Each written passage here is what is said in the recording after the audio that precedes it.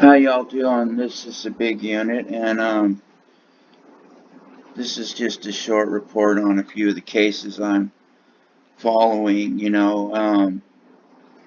We got White Boy Rick, who Matthew McConaughey was a star of the movie, the 15-year-old drug dealer, um, who was released actually day before yesterday after 33 years. You've got the Ahmaud Arbery case continuing to very slowly move forward. Apparently, down there in Georgia, in that jurisdiction, there's already a real problem with people. We have a right to a speedy trial, but in Georgia, they've got some real technical laws pertaining to that, to where there have been people in the county jails or regional justice center uh, type of correctional facilities for as long as 4 years and are still awaiting trial. And now we're in the midst of this COVID-19, almost like a reoccurring pandemic now, especially when it's more important to the news cycle, in my humble opinion. It really seems to reoccur. So we've got the McMichaels, who both have pled not guilty, but to my knowledge, they still are just representing themselves. Now, I'm certain they'll have an attorney and one of their own. I doubt they'll go with a appointed, court-appointed attorney. I think that they're just holding off as of now. They're familiar with procedure and they're comfortable for right now, but I'm sure their family is talking with attorneys. Um, but the attorney for Roddy Bryan, who is the gentleman who filmed it, who actually started out as cooperative, and without the cell phone footage, we wouldn't even have a case, and it would never even came to the forefront if it hadn't gotten out onto social media. Doesn't look like. But we know he ended up being arrested and then ultimately charged with the very same crimes as the McMichaels, father and son. Um, so his attorney has appeared on court TV 2 or 3 times, which really kind of surprised me. Court TV, in my opinion, 90% of it's real predatory, and especially a racially charged case like this, and the nation in the condition it's in. I noticed, I watched the very first interview, and the attorney stepped very carefully and wouldn't step into any of the traps or pitfalls that were set for him. But so he did come back at least one time, yesterday, I believe, and spoke to the fact that he is seeking a release or a much more reasonable bail. I believe they have something like a $1.2 million bail, and he did cite the fact that while there's a lot of angst towards police, that the 3 police in the Rayshard Brooks shooting um, were given bail of $750,000 and allowed to use the bondsman and bond out, or at least one of them has so far, I believe.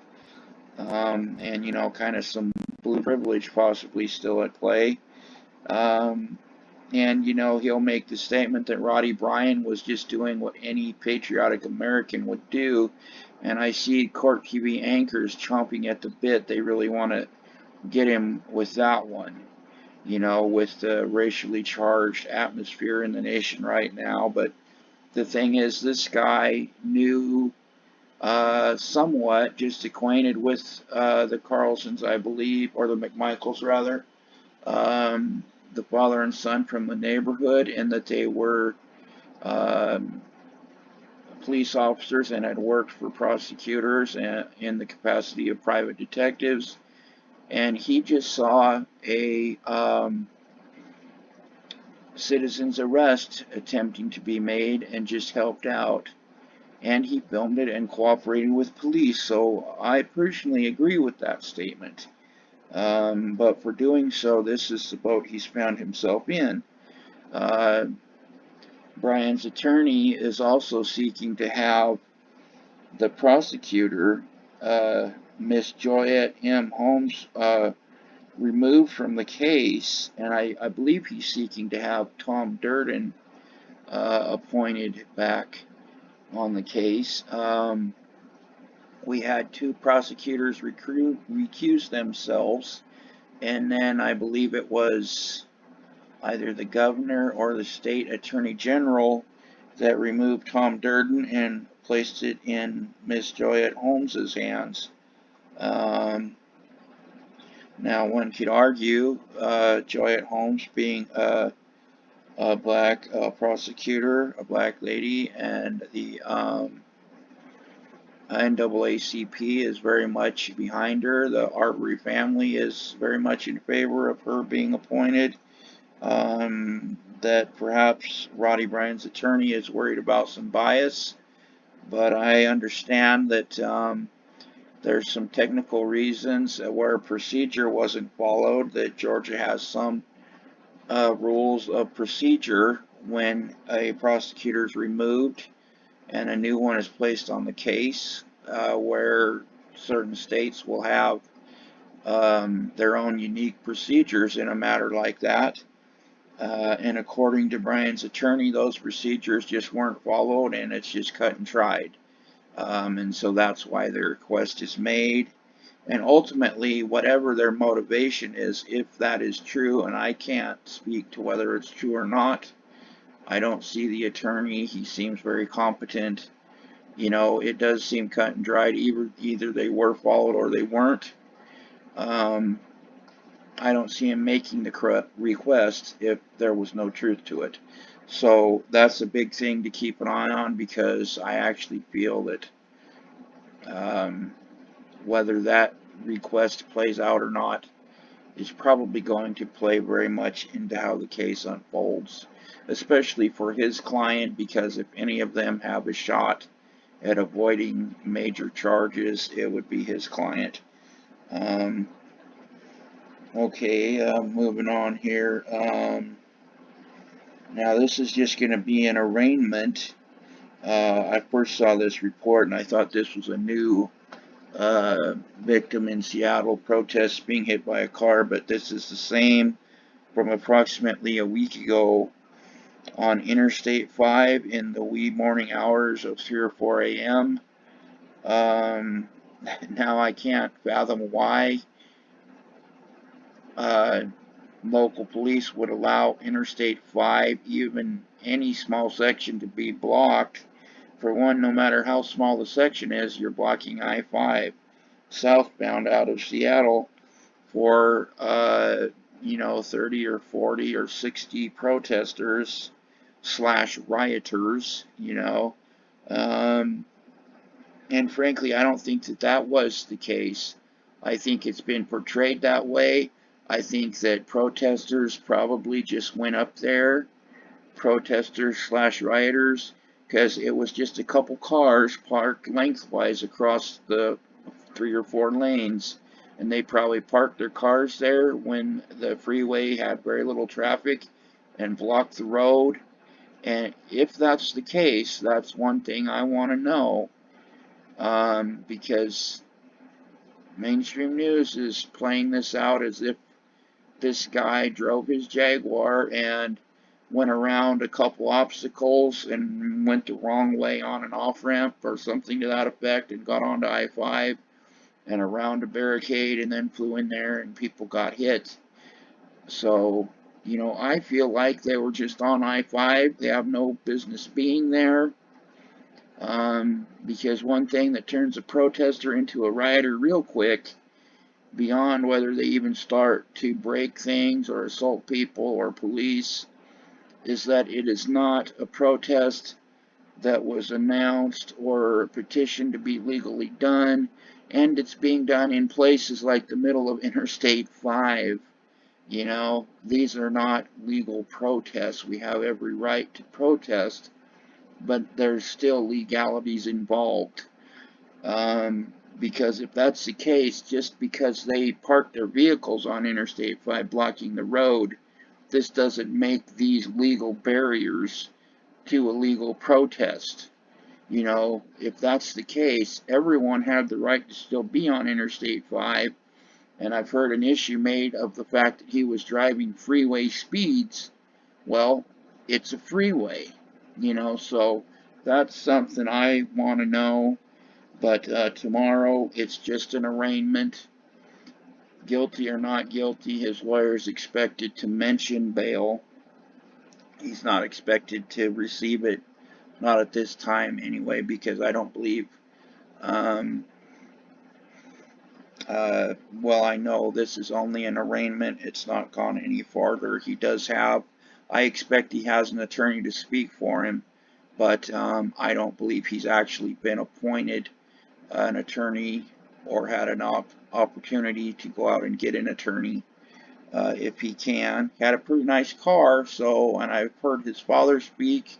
I think maybe they have the money to get one. Right now, he just has, I've been there, just someone speaking for him at arraignment. But he won't get bail, not yet anyway. It's just an arraignment tomorrow, that's it. Now, let's see, what is the, I believe it was, well, I guess, again, I believe this was in the, actually the,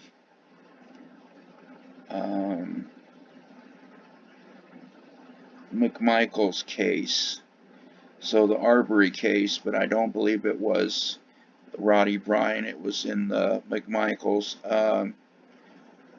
One of the lawyers on the prosecution side wearing a face mask like we're doing these days. And it says George Floyd. Now, the attorney spoke up about that, and you know, I can see his point. Something like that would could be inflammatory. You know, a lot of things that don't seem like they would be an issue, but when you're at trial, you're in front of a jury. You know, because this George Floyd is not even a part of that case, but everyone knows the Arbery case, Rayshard Brooks, things happening in Chicago, George Floyd, Black Lives Matter, all these things are intertwined, bringing a lot of this racially charged stuff. So when we get a jury in there, they're going to know what that represents, and it will be inflammatory, and I can understand that. I agree with that. But yesterday it was just only a hearing in front of the judge. So the judge said, you know, he feels he can certainly overcome any biases that might tend to invoke. And they went forward with the hearing, but he said he will hear arguments on that down the line before any type of jury trial or before any grand jury testimony. And that's just something really interesting to me, how that will play out, and it will set a precedent, because that is bound to be something that's going to come up in other court proceedings. Everybody's into the customized face masks, and I know, like myself, I go out and have bought a couple, and my mother bought me a couple that say the Seattle Mariners and whatnot, because just your simple ones, hospital grade, and the simple ones, you know, I can get ones that have fabric and things that are thinner, things that are a lot more comfortable, and are a lot less hot, and so forth. and ones that I don't tend to, have mucus running out of my nose a minute or two after I put it on, because frankly, that does happen. And it's not necessarily all that comfortable. Oh, okay, I guess we've also got the couple in St. Louis um, that supposedly, quote unquote, brandished. The woman had the small handgun, and the husband had some type of AR rifle. When, quote unquote, protesters broke through their gate, went onto their private property there, and according to the castle doctrine, which is basically stand your ground, they stood their ground on their property and made sure nothing bad was going to happen. Um, and The Attorney General has threatened to, and then on Fox News, I heard him say that he is stepping in because basically, we have a rogue prosecutor there. And in fact, she's not even seeking any jail time. And these folks are lucky, unlike others. They work for themselves and have done well. They can't be fired from their job and lose a lot of things and have their lives ruined, unlike the wife um, that was kind of held up and detained and blocked from her vehicle by uh, uh, a lady and her daughter. And then the lady hit the back of her van, and it turns out this woman was pregnant and trying to protect her child. She pulled the gun. Her husband's fired, and they're both facing 4 years. You know, I feel like they're just trying to drag this couple, is what this prosecutor's trying to do, through the mud. They can't get fired, all these other things that haven't been able to happen. But if they can hang them up in court for a long, long time and incur all the costs of court costs and lawyers and all this, and any damage to their reputation or whatever might come out, any way to hurt them, basically, um, because they're not even facing any jail time if they were convicted. Beyond that, the law is plain and obvious. So the state attorney general, I'm real eager to see how soon he steps in and how quickly that is dismissed, and even if the prosecutor isn't just flat out relieved of her position. So those are some things we can keep an eye on, and I hope it might catch some people's interest. I enjoy following it. God bless everyone. Have a great and peaceful night's sleep. And this is a big unit signing off. Take care now.